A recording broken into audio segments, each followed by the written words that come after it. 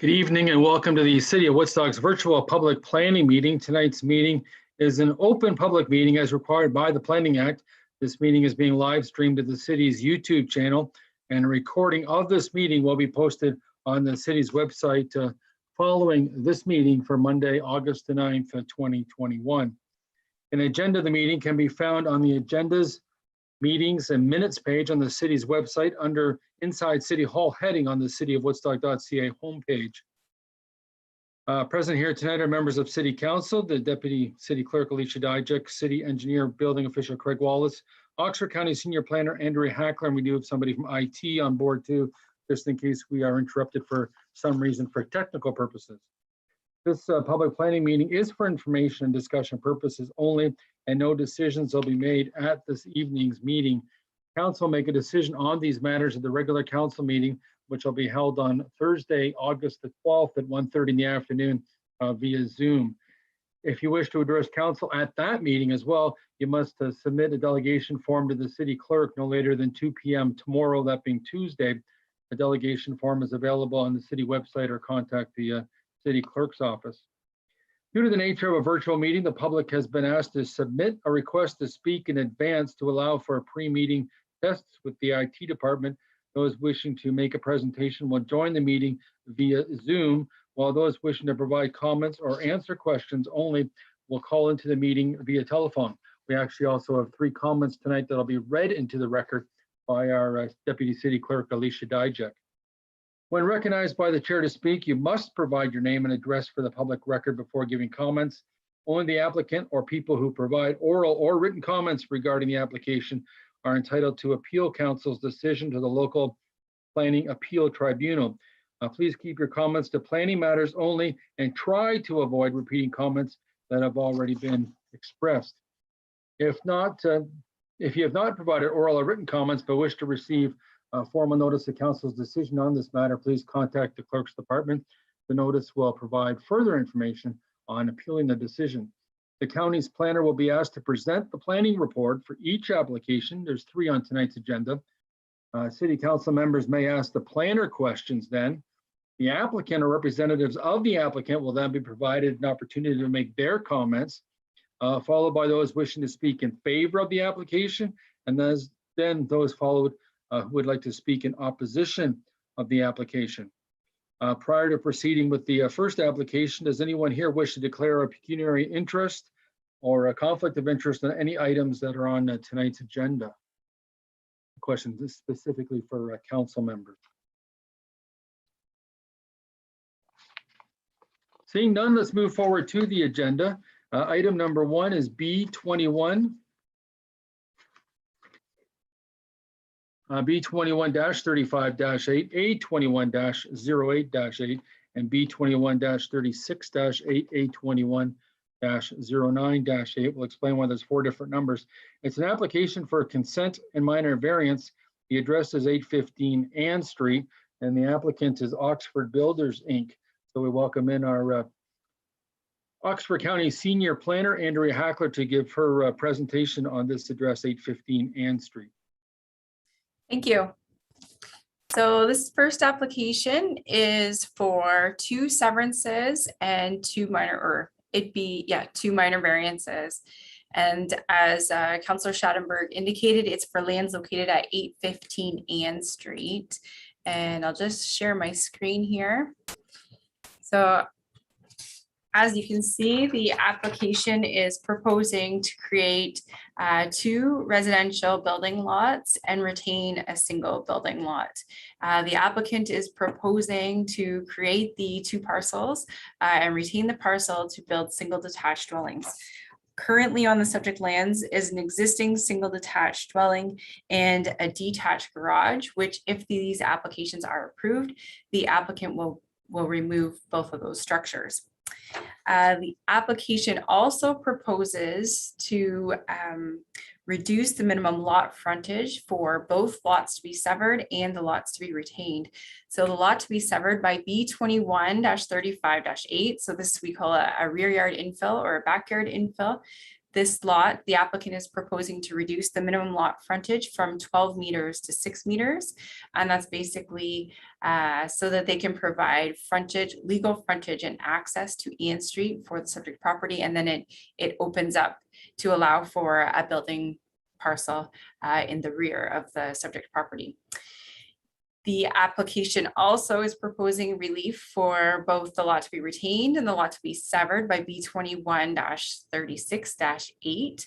And the applicant's proposing to reduce those lot frontages each by from 12 meters to 9 meters. And that would facilitate a single detached dwelling on each parcel. The surrounding land uses include a mix of single detached and semi-detached dwellings with a range of highway commercial type uses to the southwest. So the subject lands are designated low density residential. This is a form of residential intensification as well as can be considered infill. The single detached dwellings that are being proposed for the lots are uses that are or a use that is contemplated by the low density residential designation. The lands are zoned R1. And so as I indicated, relief is required for lot frontage. But aside from that, the parcels are adequately sized to accommodate single detached dwellings as well as meet all of the requirements of the R1 zoning with respect to setbacks, lot coverage, area, etc. So the application was circulated to a number of agencies. The building department indicated that they are in support of the application. The single detached dwellings have reduced lot frontages. However, the parcels are adequately sized and they have more depths than are generally required in the R1 zone. And so that makes up for the reduced frontage in the eyes of the building department. The city engineering department indicated that there's sanitary sewer and water available at Ann Street and each lot should be serviced separately. And the city fire department indicated that they would require a residential sprinkler system for the parcel located at, or for the dwelling located in the rear yards. And so we have put that in through a condition of the severance, and it'll be addressed through the severance agreement. Further to that, the Parks Department indicated that there's a number of large trees, which they would like to see the applicant make every effort to maintain those trees. And then any trees that would be removed, compensation would be required. So staff have reviewed the application as previously indicated. Oh, sorry, I did miss one part. With respect to the public consultation, at the time of writing the report, we had not received any sort of correspondence from any neighboring property owners. That being said, since the writing of the report, we have received a number of letters from neighboring property owners. The letters are objections to the subject applications, and they generally relate to issues such as privacy, property values being affected, and the trees that are located on the site. I believe that some of the letters will be read too, and also those that are not read have been attached for council's consideration. That being said, staff have reviewed the application and we are supportive of the subject applications. We feel that as I indicated earlier, that this is a form of infill and intensification. We feel that the lots are adequately sized to accommodate single detached dwellings as proposed and meet the relevant setbacks, provide parking, there's adequate space for drainage, grading, and the sites, each parcel can be adequately serviced. We feel that the parcel in the back, the rear yard parcel, which is the one that the neighbors were generally concerned with, we do feel that there's adequate space remaining. It's quite a large lot. It is,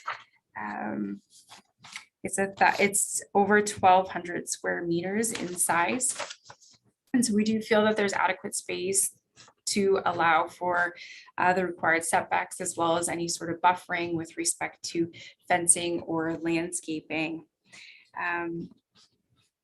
Further to that, we are satisfied with the reduced lot frontages. We feel that they will not impact the ability of the sites to provide the required items relating to a development, so parking and setbacks and landscaping.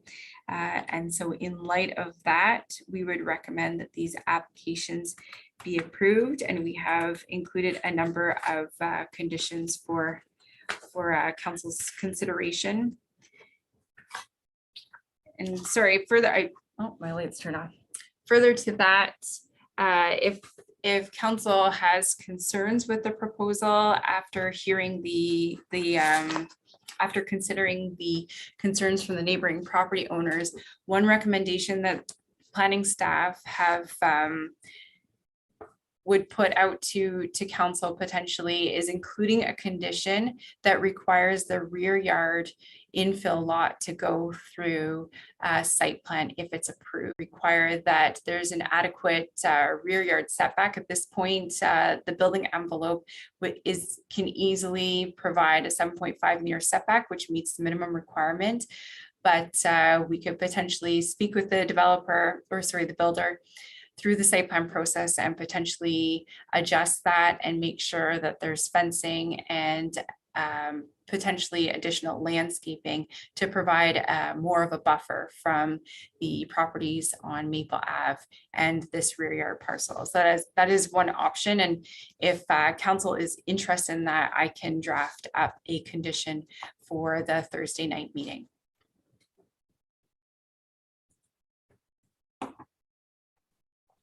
At this point in time, I'll ask if there's any questions from any members of council, concerns or clarifications they may want from Andrea Hackler's report on our first item on the agenda, 815 Ann Street in Woodstock.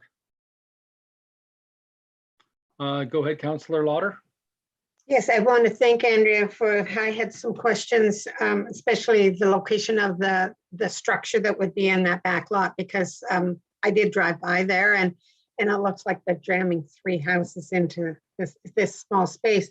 But when you're talking about that we can ask for site plan requirements there, I would be all in favor of that condition being put into place for this application for that back lot. So that was one of my concerns, and because the homes on Maple Street are all back onto that. They're nicely, the gardens and everything look really lovely and everything looks so neat. So I just wanted to make that comment that I certainly would like to see that site plan requirement put on that lot, the back lot. Thank you.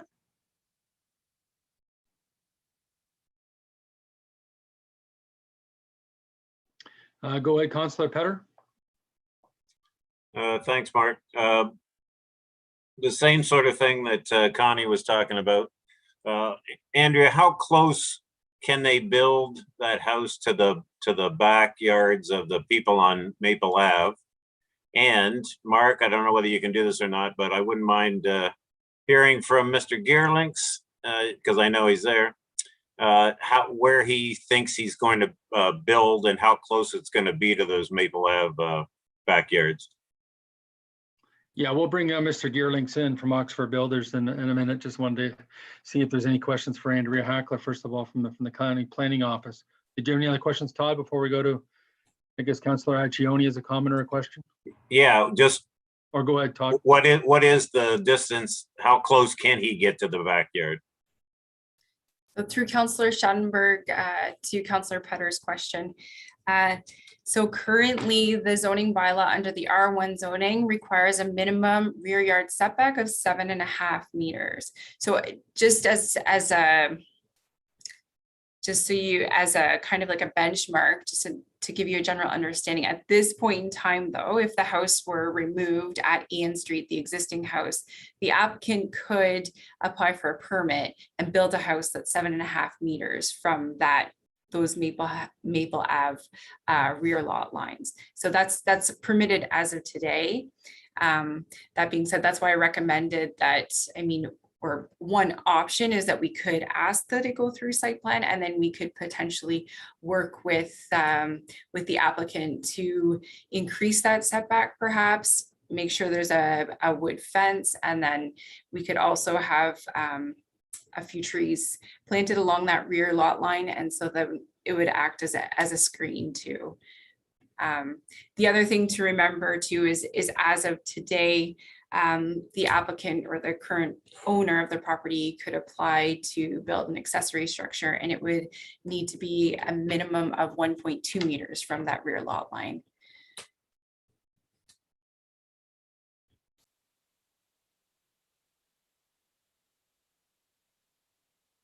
Anything else, Councillor Petter?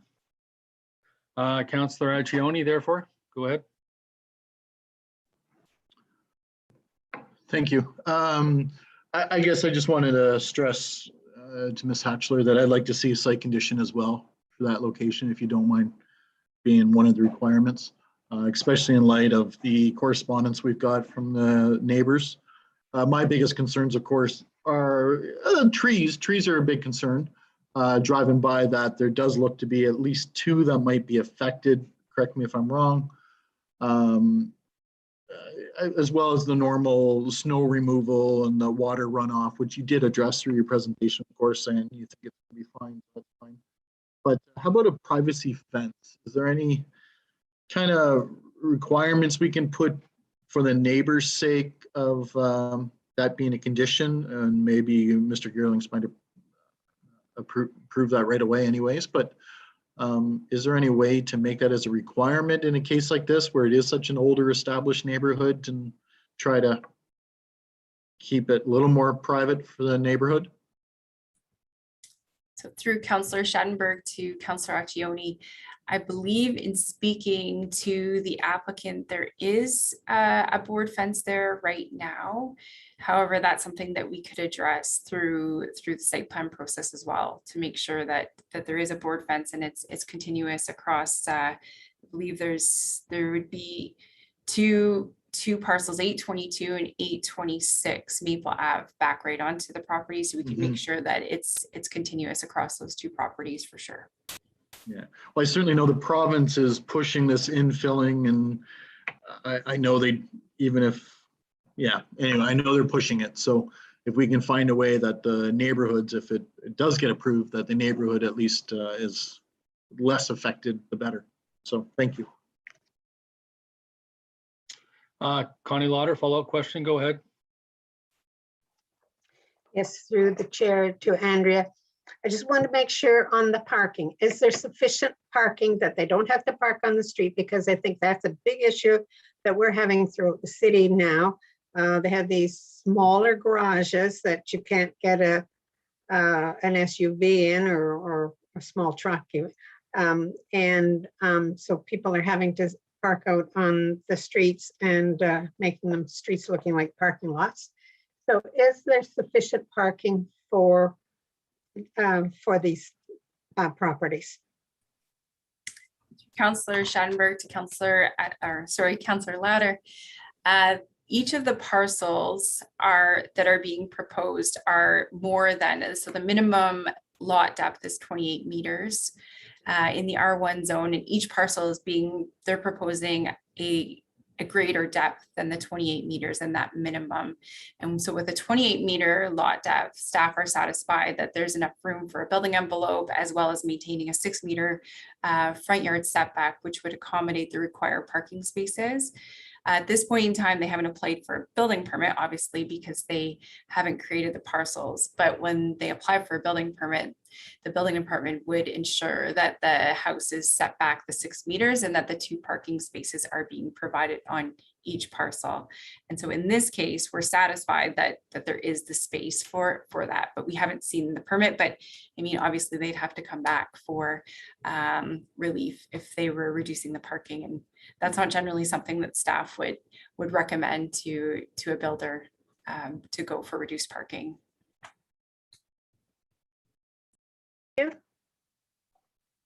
I guess maybe just a couple of comments from me, Andrea. First of all, we don't often talk about precedences because this isn't a court of law by any stretch of the imagination. But on Maud Street, there was a backfill at 46 Maud just around the corner, and the existing house at 44 Maud stayed there. Then they built another house behind it and called it 46 Maud, and that lot almost backs right onto this property. So it's certainly there's been some precedent already in the neighborhood because these are excessively deep lots. I mean, I grew up on Oxford Street myself, where all the lots were about 200 feet deep.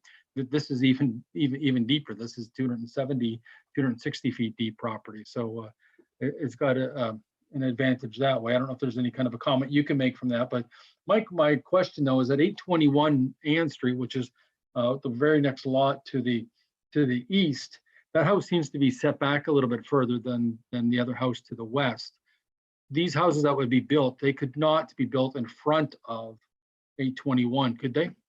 Like, you know what I mean? 2 or 3 feet in front of the overall frontage of 821 Ann Street. That would be my concern if 821 Ann Street loses some of its so-called view or frontage view if 2 other brand new houses are kind of built to the west. Through to your question, Councillor Schadenberg, I'll actually defer that question. That's an established building line question. So I'll actually defer it to Mr. Wallace and he can respond to that. Thank you, Andrea. Through to Councillor Schadenberg. So this is called an established neighborhood. So the zoning bylaw has a clause that's called the established building line. So which allows the development to maintain the existing front yard setbacks of the neighborhood.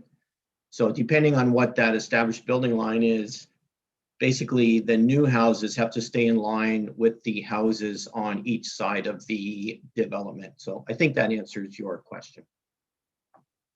Yeah, it certainly does. Any other questions or comments for, I guess, either Craig Wallace at this point or from the County of Oxford, Andrea Hackler, the planner? It doesn't appear to be so. So at this point in time, we can welcome in the developer or the applicant in this case, and that's George Geerlinks from Oxford Builders, to make any comments he'd like to make to either back up what Andrea Hackler's already said or to maybe answer any questions or concerns that were earlier addressed by council members. Go ahead, Mr. Geerlinks. How are you tonight? Okay, so just a few comments that have come up. If you have been by the property, the existing house is in very bad shape. So one way or another, something is going to be built, whether it's 2 or 3. We have already met with Rita on site regarding the trees and which ones we could save and which ones couldn't be. The houses that we will be building on there, if anything, will probably increase values of neighboring properties because we're not building small homes. Like they're going to be fair size 2-story, 4-bedroom homes probably. The lot in the rear, if you look at the dimensions of that rear lot, is probably bigger than any of the lots on Maple. So like as far as the lot size, it's huge. We're trying to promote infill building here, and that's an opportunity we had when the property came for sale, and that's what we're pursuing. All right. Yeah, thanks a lot, Mr. Geerlinks, for your comments. Now we do ask questions from council if they would like to ask you questions. Go ahead first, Councillor Petter. You were the first with your camera on.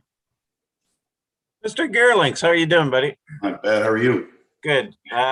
I agree with everything you just said after going and looking at all those properties. And obviously, you know, our concern is directly from Maple Ave, those backyards from Maple Ave. Do you have any idea how close you're going to build to their backyard and what you can do to kind of alleviate some of those concerns that are coming from Maple Ave? I agree with you on the houses. The houses look pretty rough that you're going to be taken down. Yeah. And I agree, it's probably going to look better in the end, but we're really concerned about the Maple Ave backyards. So the house that's designed to go on the rear lot is a 2-story, and the bedrooms are at the back. So we're actually going to put the deck and everything is at the front of the house. So there will be no deck or anything. There's not even a patio door at the rear. That's, and I mean, right now we're at the 7.55. We would consider moving it ahead, maybe a couple more meters or forward, so there's a little more rear yard. Just gives a little better turn when it's set back a little further from the rear property of the 2 lots we're going to create. But we could move it forward to probably about 9 meters, 9.5 meters. Okay, Like I that's say, the kind. the back of the house is better, so there's not going to be any even doors or anything at the back there. Okay. All right. All right, great, thanks.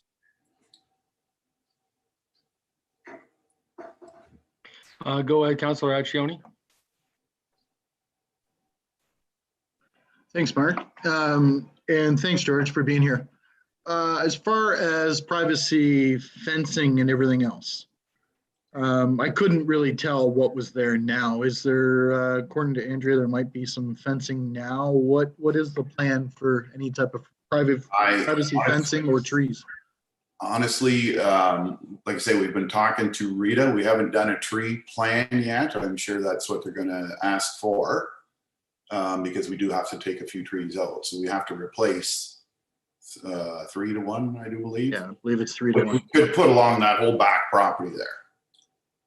Especially if as you're- far as the fence, I'm not sure what kind of shape it's in, to be honest with you. I haven't looked that close at it. But I'm sure we can put a new fence up there. I know the left side, there's a new fence going up, and on the right, there is already a fairly new fence up there. Yeah, again, I'm really not sure. I'm just thinking of your neighbors. But yeah, we would have no problem putting a fence up there, like a privacy fence. Yeah. Okay. All right. Thank you. For anyone watching, Rita Horan is the park supervisor for the city of Woodstock that Mr. Geerling is referring to, that would be talking about the arborist and trees in the backyard there that would have to do I guess a count on or condition look at the trees anyway that's are currently on the lot there on Ann Street. Any other comments or questions from members of council at this point in time?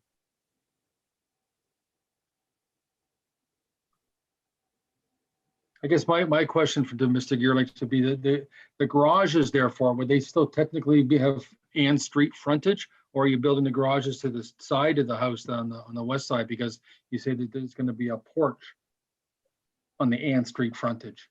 Which Once you get the house in the green lot, the one at the back. It's The back building. it's actually garages underneath that. So it's like a cantilevered deck, like a roof kind of over top of the front area of the garage, which would be used as a deck. Okay, that clarifies that. Any other questions from Mr. Geerlings? George, we certainly invite you to stay on because there are certainly comments from people who are as we say, against the proposal from the neighborhood, as you know. At this point in time, I'd like to invite Deputy City Clerk Alicia Dijak on board. She has 3 letters from neighborhood people that would want their letters read into the minutes for tonight's meeting. So, and then we'll have 3 other members of different delegations that have comments to make as well. So at this point, I'd want to invite Alicia Dijak, the City Deputy Clerk, who's also the clerk for this meeting, to read into the minutes these 3 letters. Thank you, Mr. Chairman. As you have said, I do have 3 pieces of correspondence here. I do understand that city councilors do have copies of these. However, they have them requested to be read into the minutes. The first one is an email from a Patricia Robertson, and it's as follows. My name is Patricia Robertson, and I live at 826 Maple Avenue, directly north of the property to be severed at 815 Ann Street. My property will be severely impacted by this severance due to the fact that this is literally in my backyard. My yard currently is an oasis of serenity with many plants and flowers and a pond overlooking a green space. This green space has many established trees, which I assume will be cut down. This is the property to be severed, specifically B2135-8. Obviously, it appears that my privacy will be coming to an end because someone has decided that it's okay to build in the middle of two streets and sever property for the benefit of builders, regardless of what people living in the surrounding established neighborhoods think. Where does this end? Should other properties on Ann Street be sold in the future? Will they be demolished and severed as well? A subdivision between two streets. Not exactly my idea of improving the landscape and beautifying the city. Are we that desperate for land in this city that we need to allow houses to be built and stuffed anywhere in these old neighborhoods, imposing the rights of others who have enjoyed their quiet neighborhoods? No one would enjoy having a 2 or 3 story house built in their backyard overlooking their property. There is no information on what is being built on the property to be severed, specifically B21-35-8, other than a dwelling is going to be built. Once the property is allowed to be severed, I assume they can do whatever they want. Where are my rights? I pay taxes. They won't be reduced, but the value of my property certainly will. I respectfully request that if this application goes through, that you consider the rights of others and provide us with more information before you allow this construction to resume. Thank you. Second piece of correspondence is from a Kim Luckhart. My name is Kim Luckhart. I live at 830 Maple Ave, just northwest of the proposed property. I have concerns about the 2 houses proposed to be built. I chose this area because it is quiet. My backyard is directly in view of the proposed property. My concerns are that the houses will be built close to the rear of the property. This will allow the privacy of my backyard to be in view. My backyard is my relaxation area. My neighbor and I have taken steps to improve the value of our lots. How is this new development going to impact my property value? I believe there has to be another solution to the housing problem other than impacting already established neighborhoods. There are a lot of trees on that property, which I assume will need to be removed. This will have a negative impact on the surrounding properties as well as the environment. There will be a lot of noise with all the construction. It will probably go on for months. In my neighborhood, we have a lot of retired people, including myself. The impact of the noise and lack of privacy will be harmful to many of us.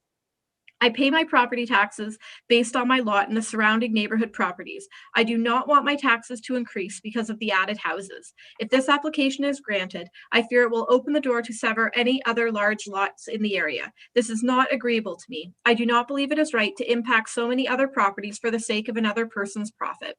I take pride in my property and keep it well maintained. Will the same be said about the proposed lots? I have many other reasons for not wanting this to happen. I am therefore saying no to the proposed severing and construction at the above address. I thank you for your time in considering my reasons. The final piece of correspondence is from Sandra and Ian Moore and family. To whom it may concern, our names are Sandra and Ian Moore. Our family lives at 818 Maple Avenue, slightly northwest of the property to be severed at 815 Ann Street, and approval of this application will infringe upon our Bill of Rights and the rights of our neighbors, the rights of an individual to life, liberty, and security of the person and enjoyment of property. Our property will be severely affected by the severance of 815 Ann Street. We are specifically opposed to the proposed lot of B21-35-8. We love our property and our neighborhood. Building a home on this lot will not make for good neighbors. We do not want this property built there, and if it is, how will the new homeowners feel knowing that everyone in the new neighborhood protested their living there? This is an older neighborhood in Woodstock, and many mature trees growing along the property lines of Ann Street and Maple Ave. The loss of any mature trees is a huge loss for the environment.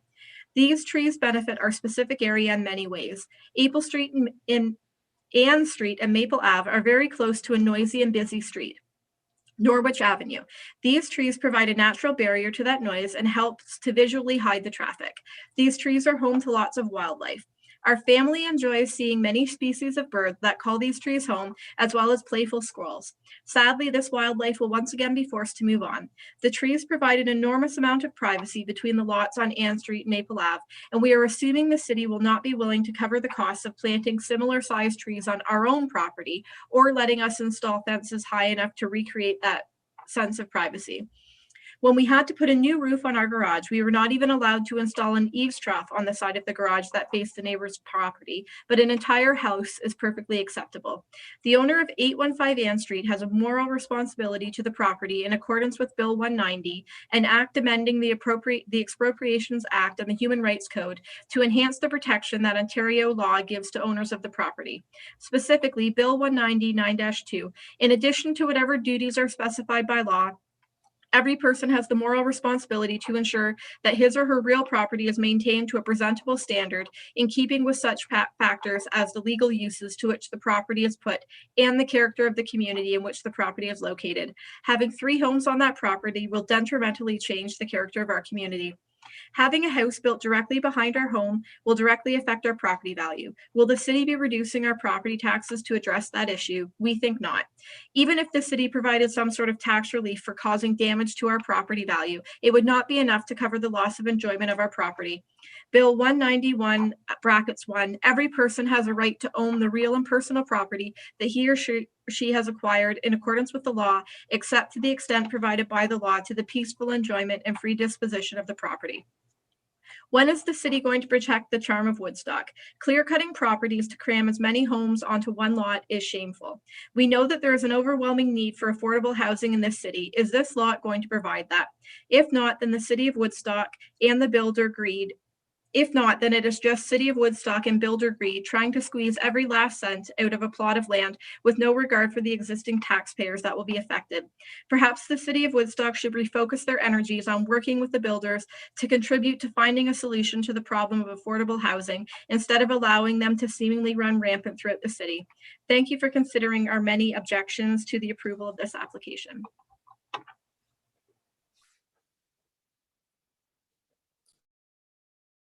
Thanks to our Deputy City Clerk, Alicia Dijak, for adding those comments or correspondence to our minutes here tonight, to the agenda.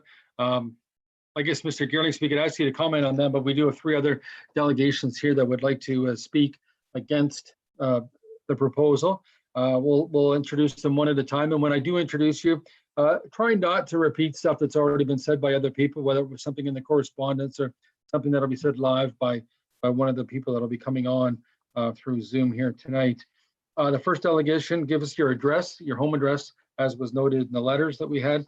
Please give us your home address and then your comments that you'd like to make. We'll start with Delegate Ryan Black.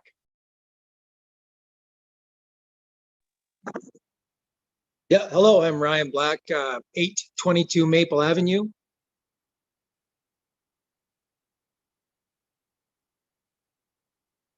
Okay, go ahead, Mr. Black. Any comments you'd like to make? Well, you said don't repeat, but I feel that I have to repeat what was said because they pretty much nailed everything. Privacy, I'm the one that's between Mr. Moore and Pat. And the builder was saying something about a fence is there right now. There's a small, I think a 6-foot fence. He was saying something about putting on a privacy fence or some shrubs. And you know what, that's not good enough. And like Pat and Ian said, why do those houses have to be built there? We don't even know what size of the house is going to be in the backyard. And it's an older neighborhood. And like Ian said, the trees there, mature trees, it's serene, it's quiet. Now we're going to have months and months of construction and a 2-story huge house, you know, in my backyard. The backyard is quiet. Now it's not going to be, whether there's going to be a privacy fence or shrubs. So, yeah, I'm just here to voice my opinion and hope that it's not granted.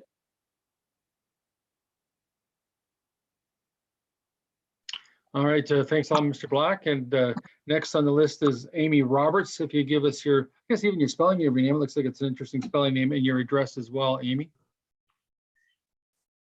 Hello, I am Amy Roberts and I live at 813 Ann Street. I'm to the west of the property being spoken about.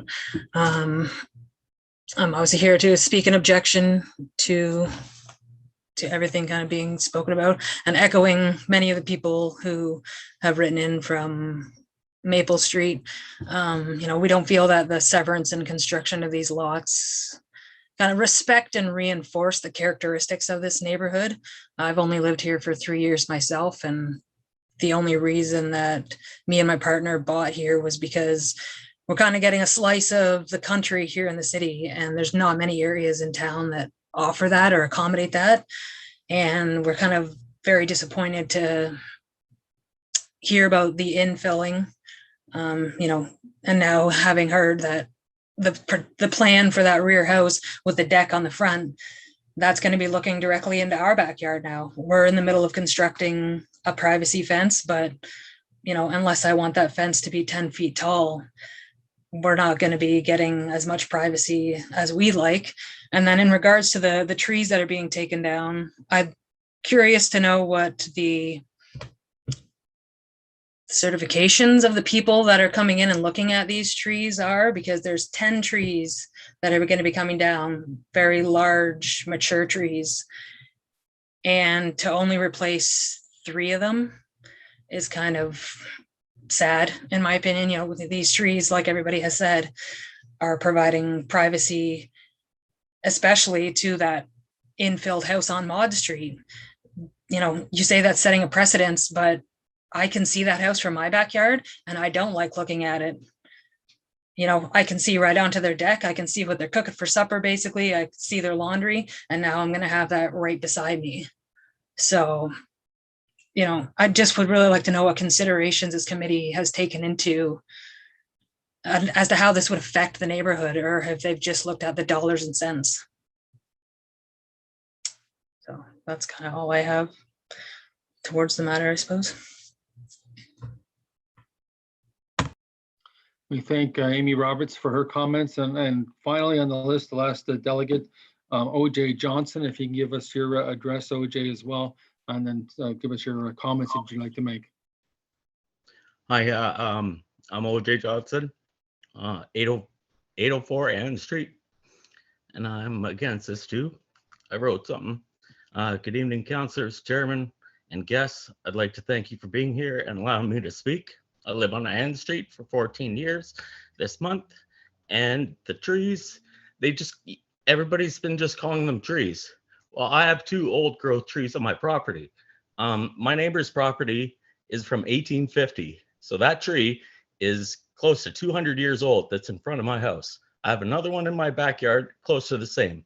So when they're saying, oh, they're just mature trees, these trees are over 100 years old.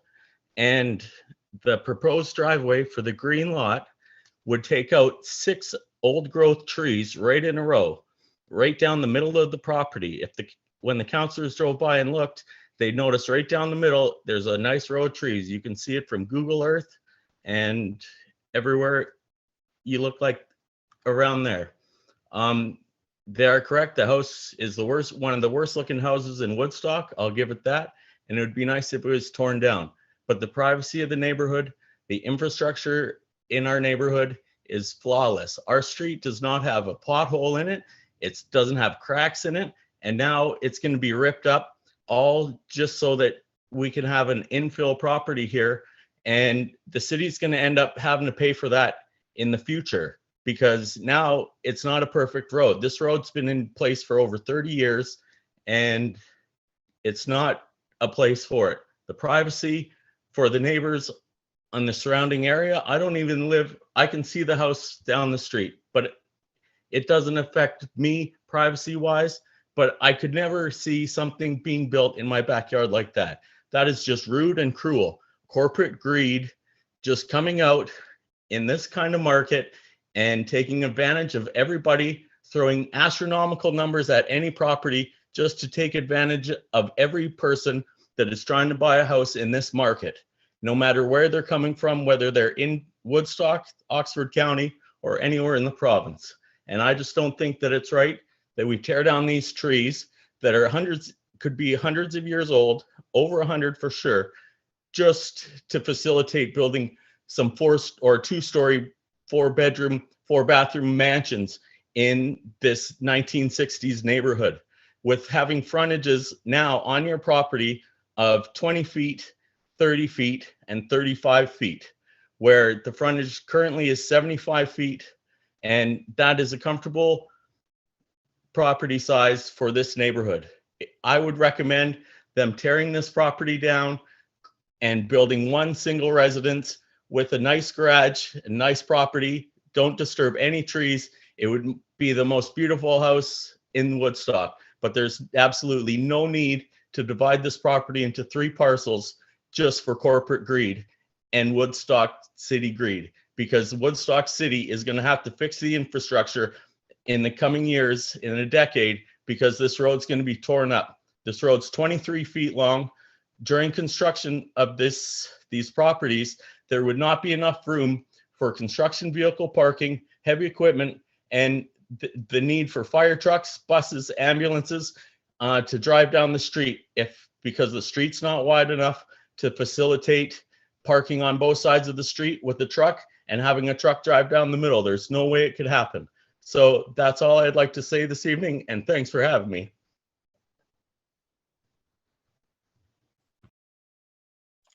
Thanks to Mr. OJ Johnson for his comments, and I thank all three delegates that came on in person to talk about it, because we've been doing these meetings via Zoom for quite some time now, and it's one of these things where we call it a public meeting, and we really invite people to come on as the public and speak at these meetings. So it's great that people have come forward to give their comments in person. I'm not sure what to do at this point in time. If there's a point of order I'd like to make, that maybe there's this whole term of what we would like to call intensification of the provincial policy statement 2020. If there's something from our senior planner, Andrea Hackler, I don't know if it would be clarification or what it would be, just to be able to understand the More Homes, More Choices Act, even from the province of Ontario, without delving into too much provincial legislation, to sort of think that a lot of the comments, and this is just me speaking as chair of this committee, that a lot of comments are pointing fingers at the city of Woodstock wanting this, and that the city of Woodstock wants this to increase our tax base and whatnot. That at the end of the day, it's also provincial legislation, which is I don't know if the word is encouragement, but as far as the planning side of things, maybe I don't know if we can get a word from Andrea Hackler, our senior planner, on that, and really the term intensification and the province of Ontario's directions to municipalities.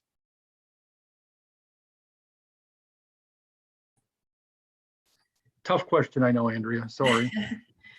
So with respect to your comment, generally speaking, I mean, the application, as I indicated before, is in keeping with the provincial direction, in that there is direction to support intensification and to support infill in appropriate locations. And based on our review, we felt that it is an appropriate location. We do believe that it is a good form of infill and intensification. These are larger lots that can accommodate further intensification and infill and still meet the requirements of the zoning bylaw. Further to that, I mean, the proposals are also in keeping with the direction of the county official plan, and more importantly, the city of Woodstock's policies that are found in the plan that speak to intensification and infill and low density residential. And so that's why we supported the application. Thanks for that clarification. Is the applicant, George Geerlings, have anything you'd want to add, maybe about the trees or anything at this point in time? But of course, there's no decisions made here tonight, because we come back Thursday afternoon for our council meeting. Like I was saying earlier, meeting with Rita, there is one very large maple that we are definitely saving there. It's probably the first one you see. It's huge. That one is definitely going to be saved. I think there's about 5 in the middle that we would have to remove, but there's also on the left side, I'm not sure what the address is on the left there, but there's some big pine trees that are basically right on top of the houses there, which I'm surprised they've never been taken down before, but they probably do more damage than good to the existing homes. Other than that, like, we're not trying to upset the neighborhood. We're trying to hopefully make it better. I know it's not what everybody likes to see in the neighborhood, but it is part of this property. And we had an opportunity, like I say, and we did not overpay anything. We paid asking price for the property, and it's not like we forced the owners to sell or went crazy on it's just, we are short of building lots in Woodstock. And that's part of our business, is building new homes. And when the opportunities arise, then we try to proceed with them. All right. Thank you very much. Yep, thanks a lot, Mr. Geerlings. Of course, no decision will be made on this matter or the other two matters on this agenda here tonight. City Council does meet Thursday, August the 12th at 1:30. Connie, do you have a question of clarification? Connie Lauder, go ahead. I don't have a question. I just have a comment. And for the delegations that have spoken, and I want to thank them for doing so. But I just want to mention that these applications come before council from planning, and we can turn them down if we feel that there's a real need to do so. But they can be appealed, and they're appealed to LPAT. And there's a hearing, and it's at great expense to the taxpayers too of Woodstock, because we do have to get a lawyer, and we also have to hire another planner. And so we just don't look at these and look and then just pass them through, or we do go through a lot and trying to do the best for the community. So I just wanted to let the people know that we certainly do take their concerns, and every one of us, I'm sure, will look at this deeply. But just to let them know, this can be appealed if we turn it down. And quite often when it goes to before LPAT, we're the losers, the city is. So I just want to let you know on that. So thank you. Wonder if I can just make one more comment? Yeah, sure. Go ahead, Mr. Geerlings. Yep. One of the people mentioned, or the neighbor next door, and I'm not sure the address, about the trees. She said we had to plant 3 trees. We have to plant 3 for every 1 that we take down. So if we take down 5 trees, we have to replant 15 or pay cash in lieu. So it's not like we're just planting 3 more trees.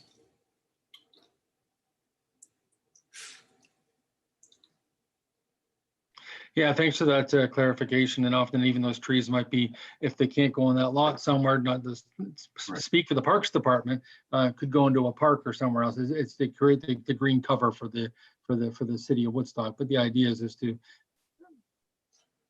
get them on the subject property. That's what, again, not wanting to speak for your final grading plan and whatnot, or final landscaping plan.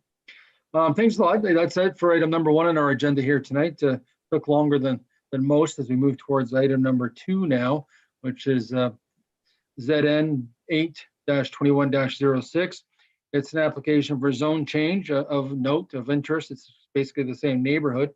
It's 43 Cronin Street, and the applicant is Teresa and Mark Farrell.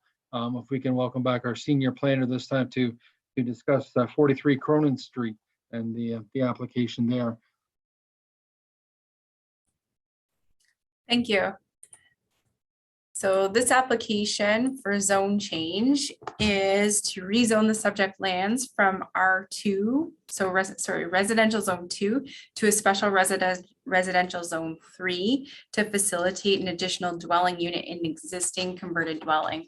So currently the zoning, the R2 zoning allows for 2 units in the dwelling. And the applicant actually has indicated on the application that there are in fact 3 units in the subject dwelling. And that 3rd unit was established some 20 years ago, and the applicant is simply requesting the zone change to recognize that 3rd unit and to legalize the unit. And so the subject property is approximately 501.6 square meters. It contains the existing dwelling, and it's surrounded by it's surrounded by a mix of low density residential uses as well as commercial uses to the west, and institutional use being a church to the immediate south. The subject lands are actually designated service commercial. However, the zoning is R2, which permits singles, semis, and converted dwellings with up to 2 units. And so that's why the applicant is proposing to rezone to an R3. So the current policies do not allow for residential uses in the service commercial as standalone uses in the service commercial designation. That being said, because this is a historical use and it is in keeping with the zoning that is on the property, there are provisions in the official plan that allow for extension and minor expansions of legal non-conforming uses. And so in this case, the policies would support, support a minor change to the existing use. And that is, so in our opinion, it would support that 3rd unit being permitted on that property. And so, and again, we're just basically recognizing already an existing use that's on the site.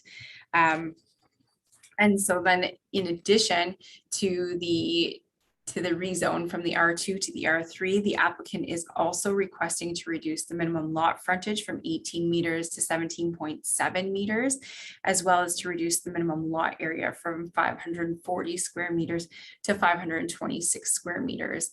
And so those provisions also would be required to go from a single to a converted dwelling with 2 units. And so basically, again, we're recognizing those deficiencies that that already have allowed for these uses in the past to be on the site.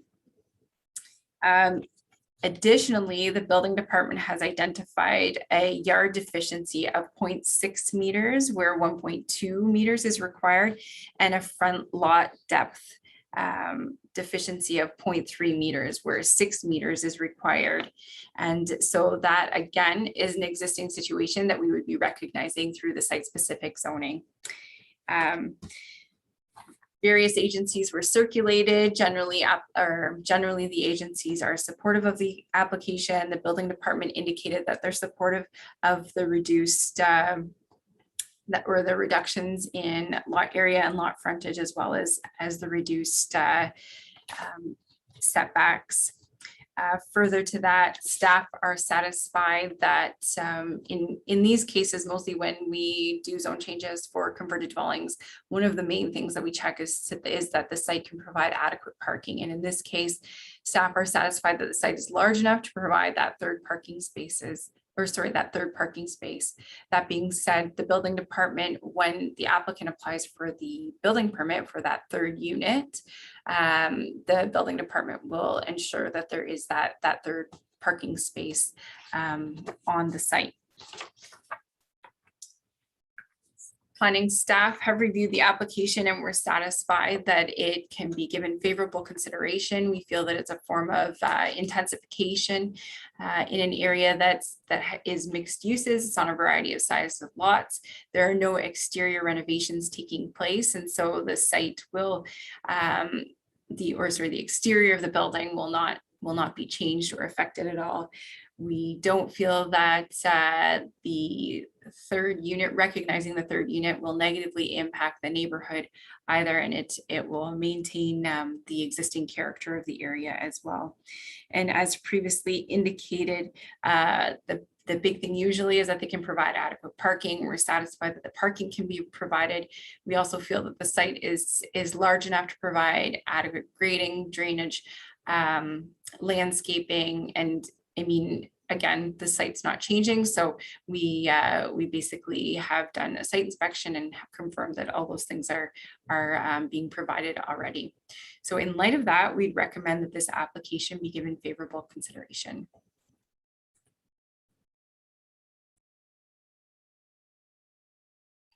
Thanks a lot for your report, Andrea, our senior planner from the County of Oxford Planning Office. Any questions, comments, or concerns from members of council?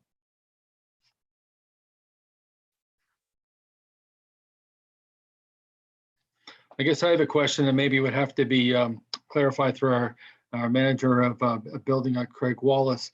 I noticed obviously on there that the building permit would be required. Would a visit from the Woodstock Fire Department also be required for fire egress and also and to confirm for firewall separations? Councillor Schattenberg, to answer your question, no, that would be all covered through the building code and the building permit.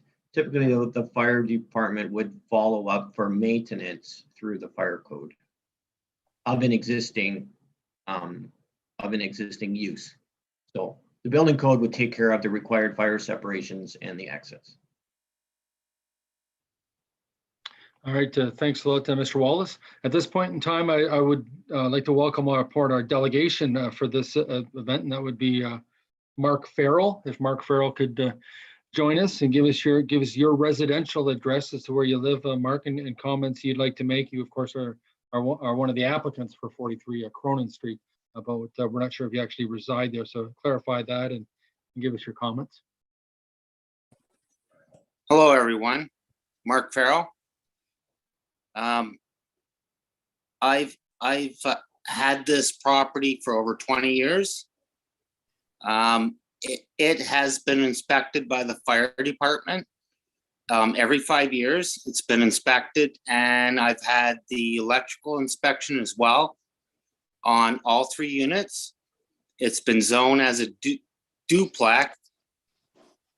And the 3rd unit we're talking about is a basement unit. And it's been fire coded, did all the work to make sure it's fire coded. So I have no problems about bringing, I have plans to bring the electrical inspection in from London to make sure that it has a 3rd meter. So the wiring as well as to get the fire inspection in there, sure that the drywall meets code. I believe it does because I've done the work. So is there Any questions or comments from members of council for Mr. Farrell?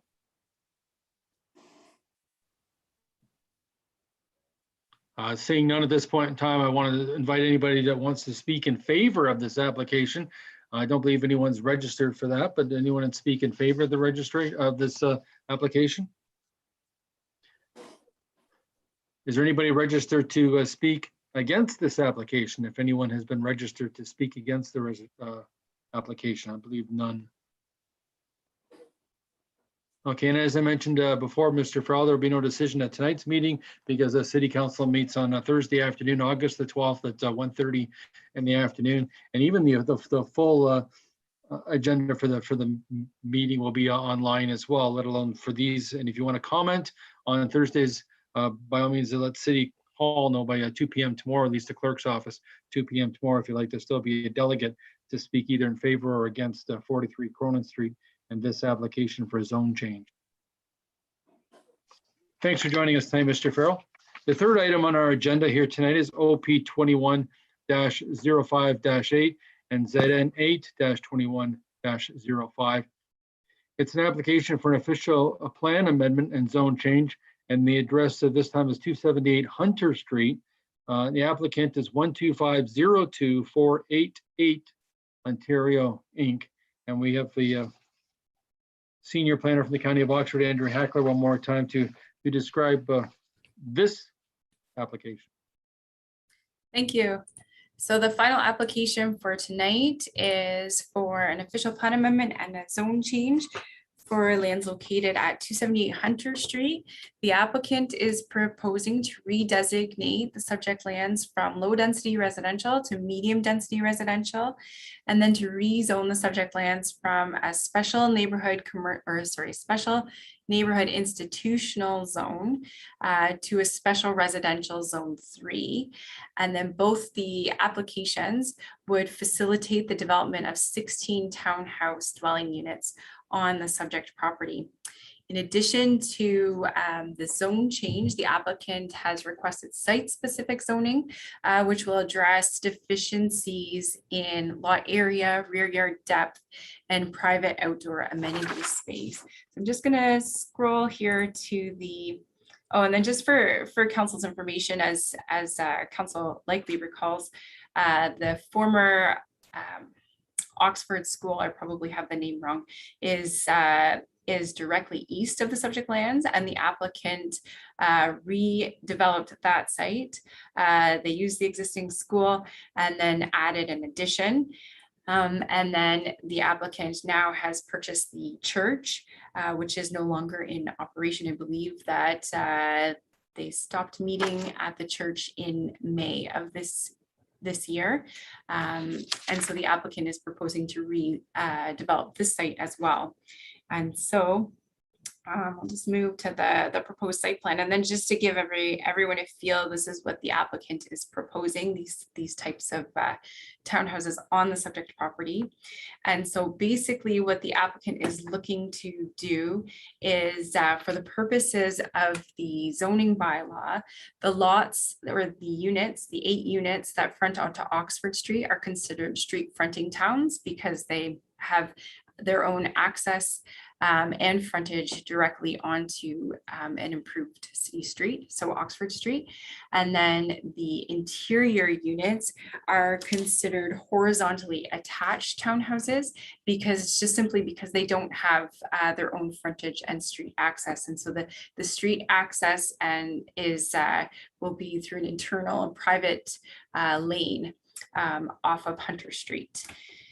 And that being said, the entire 16 units on the entire parcel will act as one single property, and the applicant is not looking to further separate these units or the parcel at this point in time.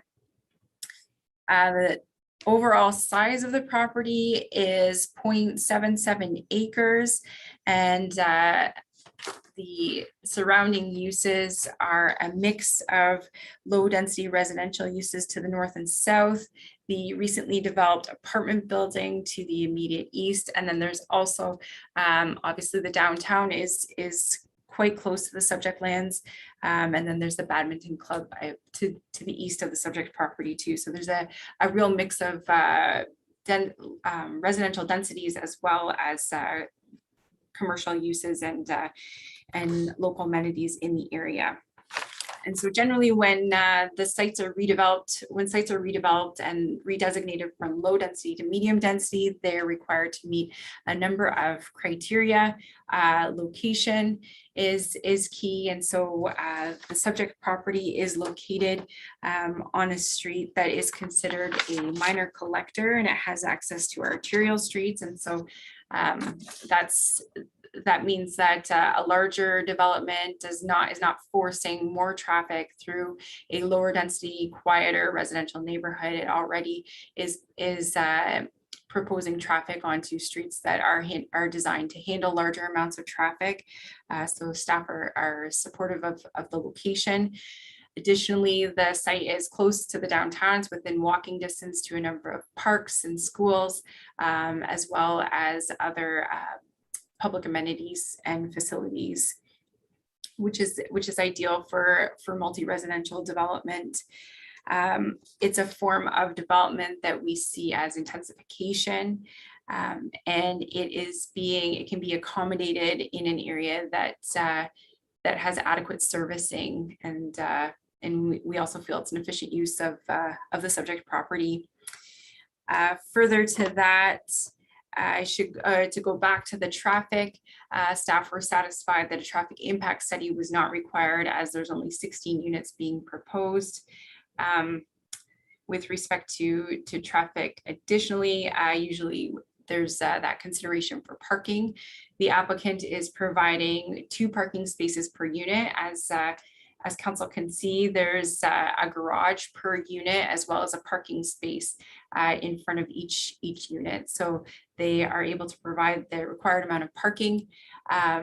The building department indicated too, just for council's information, that visitor parking is not required with this number of units and this form of development. And so the applicant's meeting the parking requirements. As I indicated before, the applicant is requesting relief from a number of the zoning provisions in the R3 zone. So they're looking to reduce the minimum lot area, the rear yard depth, and the private outdoor amenity space for the horizontally attached units. So that's for these units. Generally speaking, staff are satisfied that these requests are fairly minor. We still feel that the site is adequately sized to provide the appropriate amount of parking, adequate setbacks. There's adequate space also for landscaping. There is a reduced amount of private amenity space for the horizontally attached units, but staff are satisfied that there is an amount of amenity space that's being proposed, in addition to a number of public parks in the area that are within close walking distance. So any of the residents that felt the need to, they could easily access any of the city's parks in the area. Additionally, the proposed 16 units fall within the medium residential density requirements, in that it supports up to 30 units per acre, and the applicant's proposing approximately 21 units per acre. So it's well within that range for the medium density designation. Further to that, as council will be aware, these types of proposals or these types of developments go through the site plan approval process, where we take a look at grading, drainage, servicing, parking, landscaping. There will be a requirement for a landscape plan where the Parks Department can ask for any sort of compensation for trees that are removed, and additionally ask for any additional landscaping that may be required on the site. Site plan will also address snow storage and garbage storage and removal. So in light of that, it's our opinion that the subject development is appropriate for the subject property and should be given favorable consideration.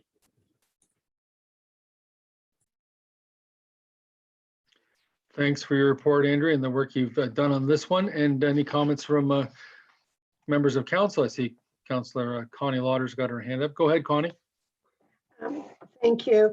This is an email, and I'm just going to read it, that came in. It's regarding parking, and that was one of the things, and Andrea has spoken to that. But if you like, I would read this, that it just came in since we started our meeting, and it's from Tim Moeller. And I have a concern regarding parking. The apartments at Hunter and Delater obviously do not have enough parking because people park on the street legally and illegally. It causes blind spots at the stop signs and dangerous situations. I don't want the same problem at this new building, which is next door. Double the people parking on the street. Thank you. So I just wanted to let you know that this has come in. I don't know whether the rest of the councilors got it. And I don't know if Andrea wants to speak to it. I know she's already talked about the parking. So I just thank you.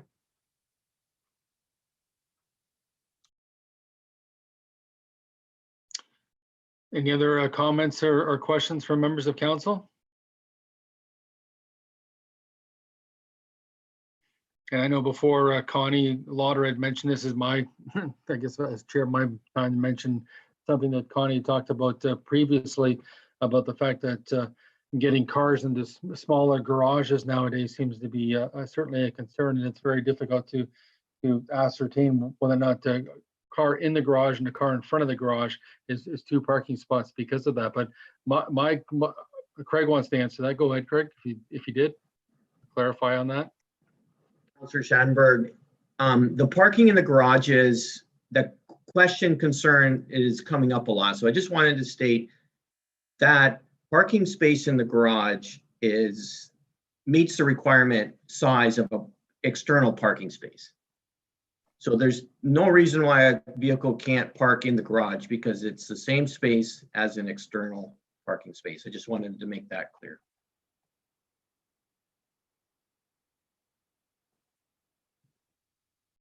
So I guess I was still on mute. The one comment I wanted to confirm from our senior planners whether or not these condos will eventually be up for individual sale, but I know that we have our applicant with us, so we'll be able to ask him as well. So any other comments or questions for our senior planner or for Craig Wallace from the building department? And I will invite now Frank Tang in, who's the applicant on this, and maybe he can address that question that I discussed about individual sale of condominiums, because these are townhouses, not an apartment building. And any other questions he may want to answer or comments he'd like to make. And please, Mr. Tang, to give us your residential address as well, or at least your office address where you do business from. Hi, good evening, everyone. So thanks for inviting me to the meeting. To answer your question, Mark, and this will be actually condominium corporation who will be individually sell each unit. But this will not be a freehold townhouses. So this will be under one condominium corporation in this scenario. And the site itself, I mean, used to be Oxford Baptist Church. Now has been relocated, and we are we have acquired the property, try to redevelop this underutilized land into to provide more housing supply to the city. So I believe the setup we have on the property, like on this proposal, is going to comply with all the surrounding neighborhood area. And we have, as you might know, the property next door was developed by us, and the parking spots were provided to that building. It's a different scenario, but that we haven't seen a lot of impact in a lot of local traffic situation. In my opinion, we don't see creating much more negative impact on the local traffic along Oxford and Hunter Street. So in our opinion, we think this should be adequate by providing this 8 street fronting townhouses, which is to Oxford Street. So they're gonna plus Oxford Street is a one-way drive, so we're gonna drive out and then make a left, and then they're heading to Dundas Street and Mill Street. So in my opinion, I don't think it's having a lot of negative impact on the traffic.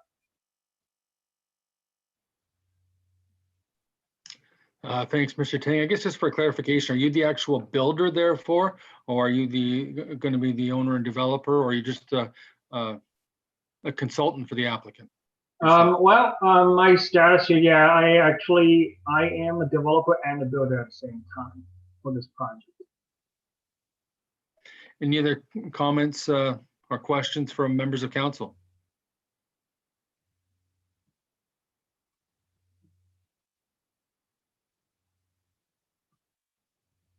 Seeing none, of course, the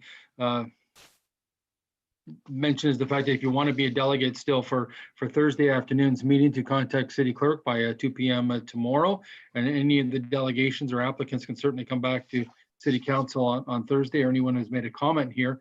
But by all means, even if you didn't participate in tonight's public meeting and you've decided you want to make some sort of a public opinion on one of the delegations or one of the 3 items on our agenda tonight, by all means contact City Council or City Clerk by 2 p.m. Tomorrow. We thank Mr. Tank for participating. As we mentioned previously, no decisions are made at tonight's meeting because City Council meets on Thursday, August the 12th at 1:30, and that's when the items will be on the agenda. So I thank members of council and planning department, and also Craig Wallace in the building department for participating tonight, and of course our City Deputy Clerk Alicia Dijak for hosting the meeting here tonight, and our IT department for being on board too. Can I have a adjournment, please?